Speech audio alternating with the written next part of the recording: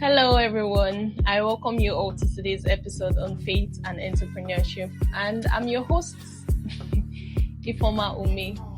I want to believe that this journey has been a great journey for you. Yes, you. And I also want to believe that your faith life has increased. You know, you're now daring your faith. You're trying to do stuffs with your faith.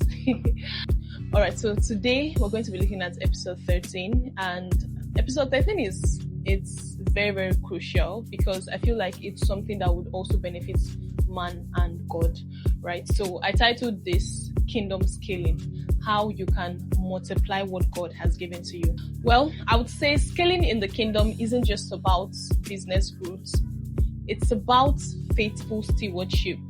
You know, God's multiplication always begins with faithfulness over the little things. Yes, how you do the little things actually matters. And remember, the goal isn't just to get bigger. The goal is to get better in alignment with God's will. You know, many people pray for more clients, more money, more influence. But God's question to you is, what are you doing with what you already have? I'm excited for us today because I'm going to be talking to us about how we can multiply what God already gave to us without multiplying stress or compromise. I'm going to be taking us through 5 different segments on how we can multiply what God already gave us without compromise. The first segment we'll be looking at is being faithful before fruitfulness. The Bible reference we'll be looking at here is the parable of the talents. We'll find this in the book of Matthew 24 verse 3. We saw that the servant who multiplied what was given him was called good and faithful. In business, the question is, are you tracking your sales? Are you honoring your customers? Are you managing your time well before asking for expansions? Yes, God is a God of multiplication, but trust me, He will multiply this order. The second segment we'll be looking at is system. Understand that systems are spiritual. In the book of Proverbs 24 verse 3, it says, through wisdom, a house is built, and by understanding, it is established. Systems protect your time and energy so that you can focus on high-value work.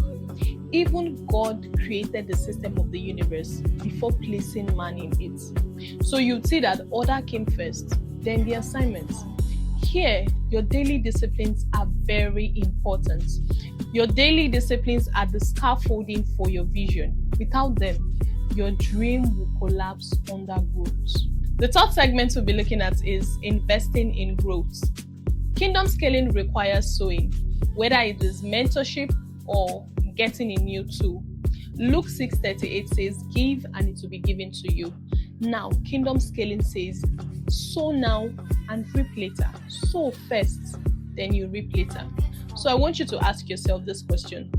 Am I hoarding resources out of fear? Or am I planting them for multiplication? The fourth segment is guarding your mind in growth season. You know, growth can come with pressure and new challenges. But Romans 12:2 encourages us to renew your mind daily with the word.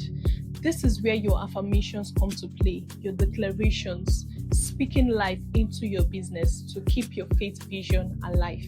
The fifth segment is what I call the small step, big impact principle. Zechariah 4:10 says to us, do not despise the days of little beginnings. You know, scaling is built on the compounding consistency, not overnight leaps. The small adjustments, the small routines, the small disciplines that you do daily is what adds up to give you the major breakthrough over time. Now, here are some practical action plans for anyone who wants to take advantage of this episode. The first thing is audit what you currently have. It might be your income, it might be your clients, it might be your products. The second thing is to create one system that would save you time this week.